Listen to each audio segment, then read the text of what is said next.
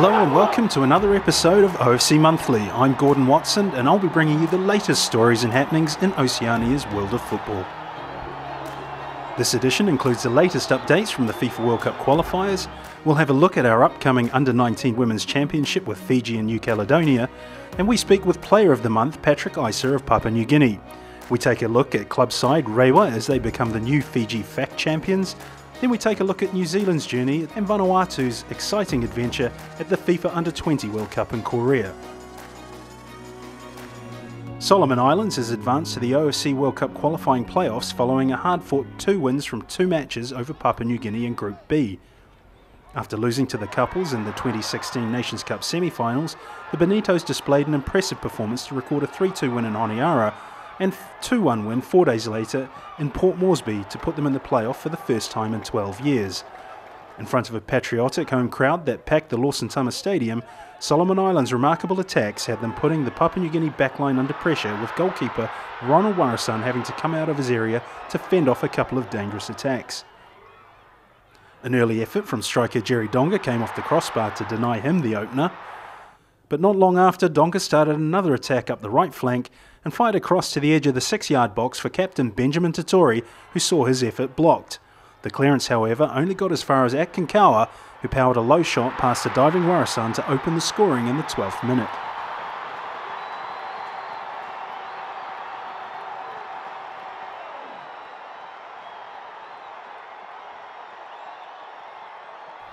Donga again played a crucial role in the second as he received the ball on the right, dribbled to the goal line before placing yet another perfectly weighted cross for the waiting Tatori, who finished expertly past Warasan. Papua New Guinea had a couple of chances of their own, with David Brown and captain Michael Foster combining well, but they were denied either by the on-form goalkeeper Philip Mango, the well-structured Solomon defence, or the upright.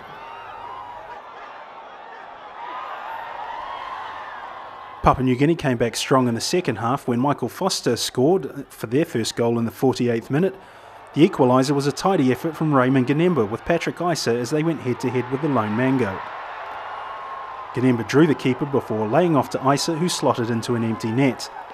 As legs tired and the heat and humidity started to take effect, the Solomon Islands made 3 key changes, including swapping out 2 veterans, Naka coming in to replace Tatori being one of the key. It was a smart move as the Solomon Islands hit back almost immediately. Naka played a well-timed pass to Mika Lealafa, who rounded Warasan to claim the 72nd minute winner. Papua New Guinea continued to press, but the feat proved too great on this occasion as they were left to settle for defeat. 4 days later, the two teams met again, this time at PNG Football Stadium in Port Moresby. The challenge was harder for Papua New Guinea, who needed to overcome a large margin to stay in the running, but for the Solomon Islands, they needed at least a draw to knock off top-of-the-table Tahiti. Talismanic striker Raymond Ganemba capitalised on a defensive error to put his side into the lead, but the celebrations were short-lived as defender Felix Comalong was sent off in the 30th minute.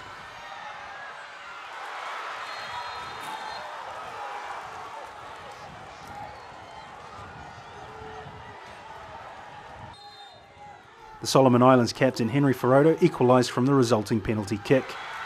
A stunning effort from Jerry Donga in the closing minute of the first half proved to be the winner. His precision placement of a long pass from Tatori put the ball out of goalkeeper Ronald Warasan's reach. Although a man down, Papua New Guinea proved they are a resilient team. They kept the pressure up on the Solomon Islands and dominated periods of the second half, but it wasn't enough. Meanwhile, Fiji and New Caledonia played out the last match in Group A. Trailing by 2 goals after just 25 minutes, Fiji fought back to draw 2-2 in the first leg at Churchill Park in Lautoka. Morne Wamawe was behind a pair of impressive strikes to give New Caledonia the lead, first receiving a cross, then calmly placing the ball in the net after 13 minutes. Then he timed a perfect diving header to score at the front post only 11 minutes later. The 2 goals put pressure on this young Fijian team, however they managed it well and began to play a calmer and more structured game. Saula Wanga scored off his head to close the margin just before half-time.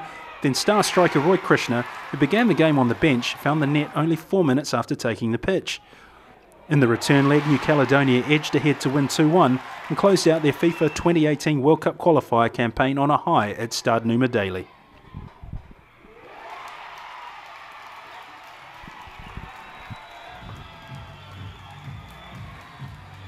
After 33 matches that kicked off with a preliminary round in Tonga back in September 2015, the OFC playoff has come down to two teams, New Zealand and the Solomon Islands. The All Whites will host the Bonitos first at QBE Stadium in Auckland on September the 1st, before heading off to Honiara's Lawson Tama 4 days later for the second leg.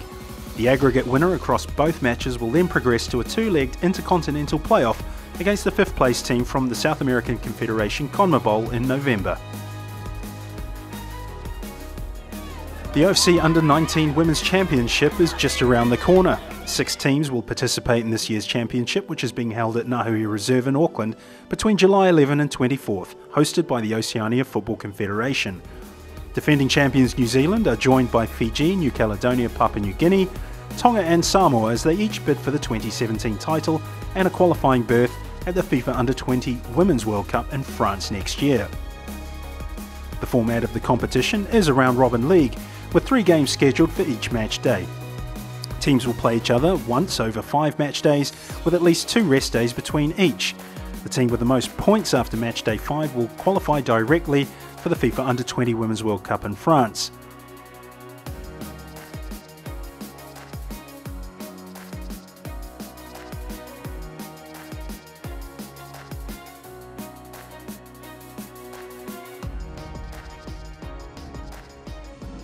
Ofc Monthly had a chance to talk to Fiji and New Caledonia about their preparations.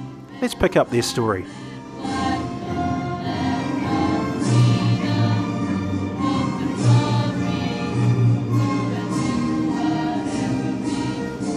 We are taking the tournament as it will come, because since we have been preparing, the core of our team is the girls who have been playing for the under-17s, the one they have already played.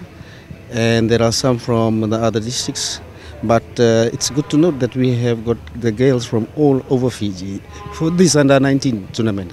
And it is really heartening and pleasing to know that once the team bonding is such that they consider us as parents, and we really are enjoying with them. While they are learning football, they are also schooling in Imba, and they are also coming up. We'll take every game as it comes when we are in the tournament. We hope to do better this time. Everyone's excited actually because most of them it's first time for them to go overseas. Compared to the under-17, there's a little of us under-17. Most of them made up by bar players, and yeah, the excitement camp is it's huge, and yeah, we're just taking one step at a time, and then we'll see where we get up to when we reach New Zealand. Since they are girls, so getting them released from the parents, some of the time the parents are really hesitant to allow the girls to come to camp, whilst they are into the later stages of the secondary schools and they are going to tertiary education. So it becomes like hard for us to get them out of the school system. The mentality over here is that they will be schooling. They will be schooling, then they will be in the schools.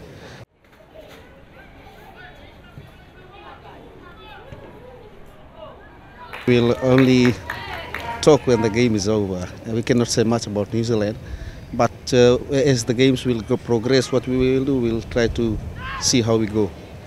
We have already tried to analyze our team and their performance of like from the previous years in 2015 when they went to Cook Islands for the under-17s. So from that we can gauge that we can do much better this time, a little step up. My aim is to basically go there and better my performance from last year. I had a few weaknesses that I'm working on right now. Since I've won that award, my standards are really high, and me going to New Zealand, if I get chosen to be the first lineup keeper, I know that my aim is to retain that golden glove. She will be the goalkeeper for our team. But like she is was the Junior Footballer of the Year for women's. So she has been an inspiration to the girls as well. From that, the girls also learn to put their performance up so they become better players as well and they receive awards.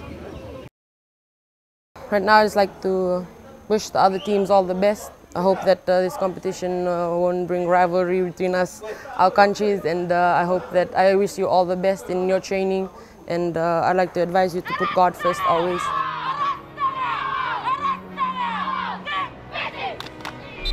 Patrick Isa of Papua New Guinea is our Player of the Month.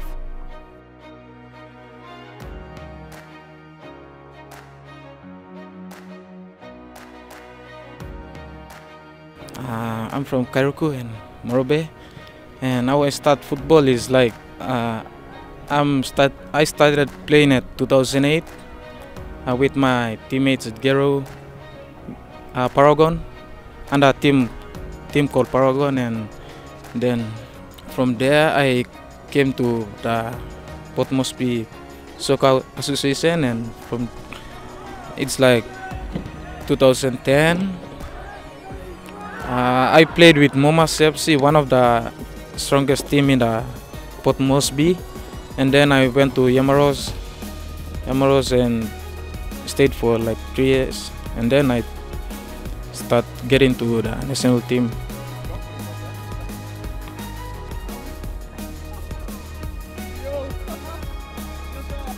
Every little game I play, I do my best, try to keep up the spirit of playing. Like in my family is no other brother or sister played soccer, but just only me, myself, and I just want to be different in my family.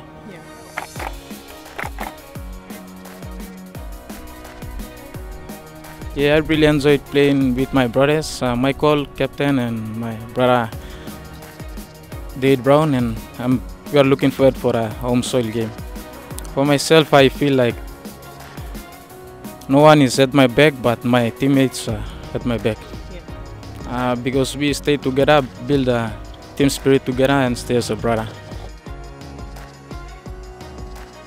My best moment is at the Tahiti. It was history for us and for me as well, and I'm happy and I can't forget this moment.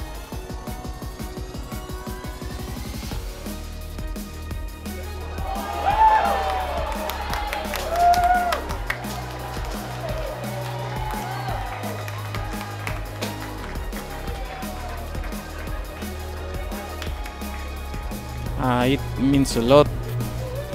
It's give me some good confidence to play for some international matches and for my country.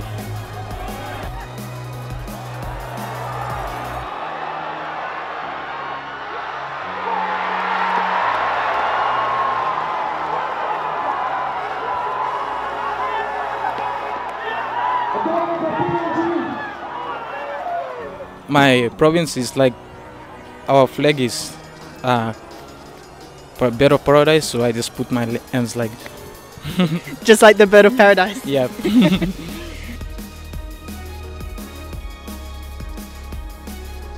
But a little bit nervous in front of my home crowd, but I'll give all my best to my country, play for my families, my friends at my home soil, and do better to make my country proud.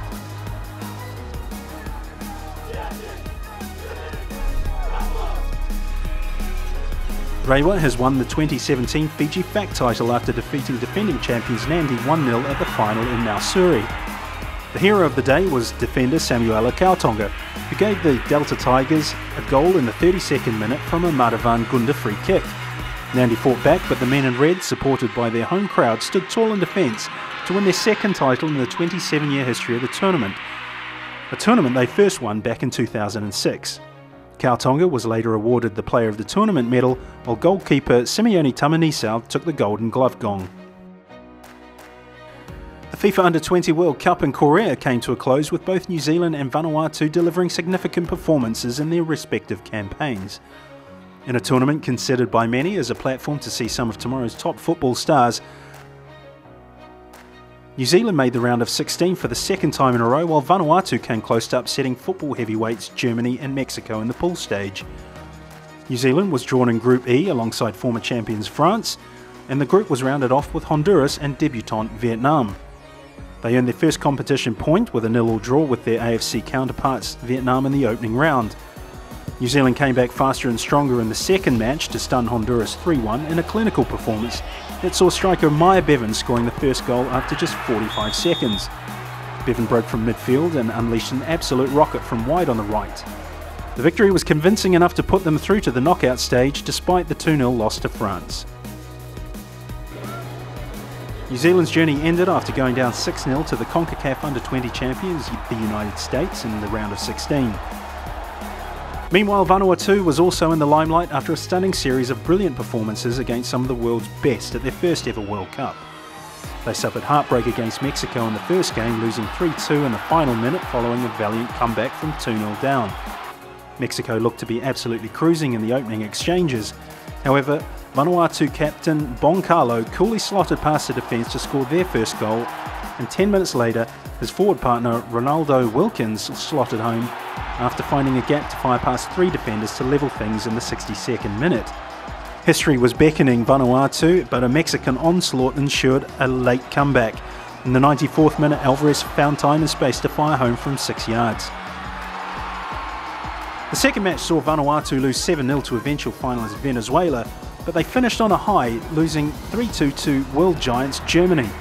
Captain Boncalo once again stole the show as he scored their first goal, and he later killed a beautiful free kick over the wall and inside the far post to give fans back in Vanuatu more to cheer about. Vanuatu ended with 0 points in Group B at the Under-20 World Cup in Korea, but that was irrelevant. The nation's debut at the tournament had been an historic achievement, which means the future of football development in this Melanesian country is looking brighter than ever. The title went to the Young Lions of England, defeating Venezuela 1-0 in the final to become the FIFA Under-20 World Cup champions for the first time since the competition began in 1977.